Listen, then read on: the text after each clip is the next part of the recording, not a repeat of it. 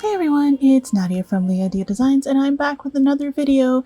Today we're going to be painting Shelly with some glass paints and a mystery ingredient. If you want to pause the video now to guess what you think the mystery ingredient is, feel free to do so. So Shelly is one of my new designs for my acrylic silhouette blanks, and she also has the clear backer on so that we can paint and use any material we want to decorate her. So these are the paints we're going to be using today. And did you have a chance to guess? Because I'm going to show you in a second what our mystery ingredient is today. And are you ready? Here we are. It is abalone shells. Did you guess right? So I thought it would be really fun to be using shells on Shelly's shell. I know. Anyway, so we're going to go ahead and use our glass paints. So as you know, I love these glass paints from Pebeo, and we're going to be using two different greens today. I have this lighter green that I'm going to be using on her flippers and on her head. So this one's a bit of a lighter green. The greens I'm using are going to look a little similar because of the gray mat that I have that I'm working on. But hopefully in the light, once we have it kind of with this, shining with the sunshine, that we'll be able to see the colors a little bit better. So like I said, so we're going to be using this green. If you're interested in any of these products that I'm using, I will have links in the description below the video.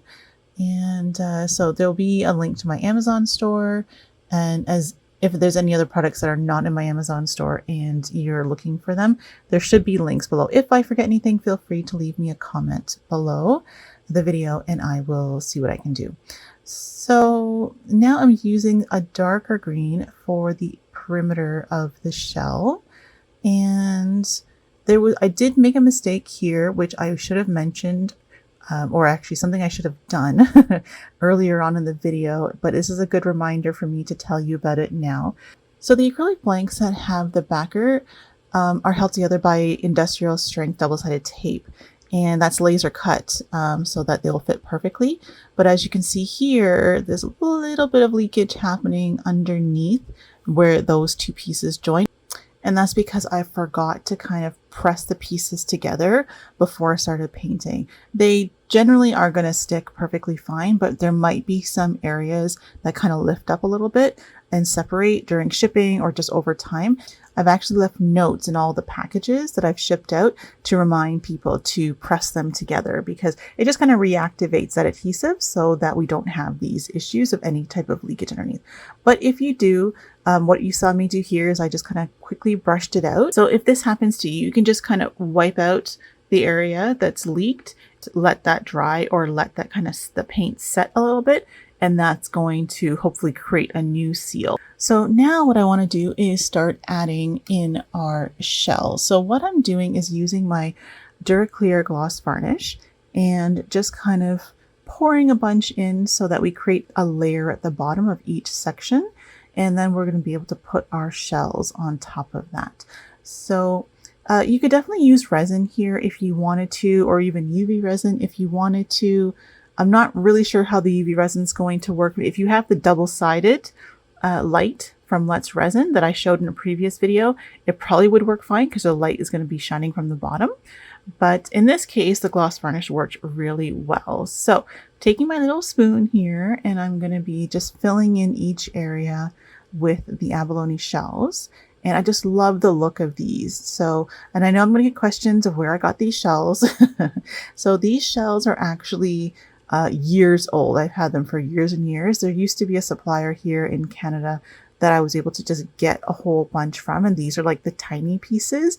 They used to have the large ones and the small ones. Unfortunately, I don't have a contact anymore to get more of these, so I'm just using what I have and making a mess, obviously. As you can see here, I keep accidentally putting them into the painted area, but it's an easy enough fix to kind of pluck those out, and then I repainted that section. So if you're doing this, feel free to make your own decisions on if you want to do these at different times. Like if you want to maybe do the shells first and then go and do the paints after, or if you do the paints and you want to let them dry before you go ahead and put the shells, you can definitely do that as well if you choose. But I was trying to do it all at once, and you can see I'm also trying to do it pretty quickly. I mean, this part of the video has been sped up, but still I was trying to do it pretty quickly here for the video. And so I'm also using the spoon to kind of press them down so that they're flat, because they tend to want to stand up on their sides. So I'm pressing them down, and here we go again. Just more of the same. So just going in there and filling in each little area. So really happy with how that's looking so far. And now I'm again putting the gloss varnish on top, just to fill in any gaps that could happen and kind of seal it from the top as well. And again, if you want to use resin, you could definitely do that for this as well, and it's going to work beautifully, I'm sure. So I just figured that I'm going to test it out with the Duraclear.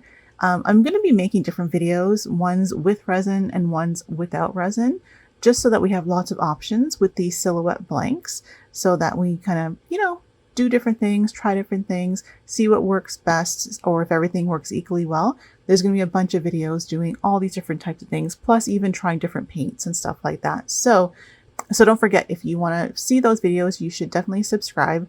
Oh, and I think there's a notification bell, so definitely click that as well, because you don't want to miss some of these future videos coming up. There's some really neat ideas coming through. So anyway, so here I am just kind of brushing the gloss varnish in to just make sure it's spread out properly and it's going to catch all those shells and keep them in place.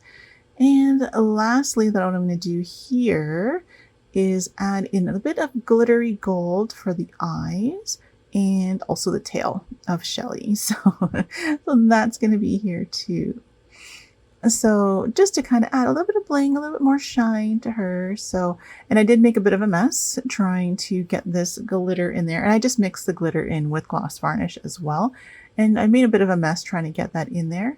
So I just took a paper towel with some isopropyl alcohol on it to kind of clean up that area as well. I first tried it without the isopropyl alcohol, and that didn't work out too great. So then I ended up coming back and cleaning it properly with the alcohol. And also a little tip as well, I didn't show it on the video here. Once the paint had dried, the glass paints, I did decide to go in and paint a second layer of the glass paints. Anyways, here is the final product. Here's our Shelly. Look how pretty she is. And the back is equally as pretty as well. So it definitely added some texture and some color and some shine, everything that we're looking for in a beautiful stained glass piece. So I hope you guys like this video. And if you'd like to see more, don't forget to subscribe. I do have a Patreon and a YouTube membership. So if you're interested in that, feel free to join there as well. Thanks so much, everyone. Take care. Bye.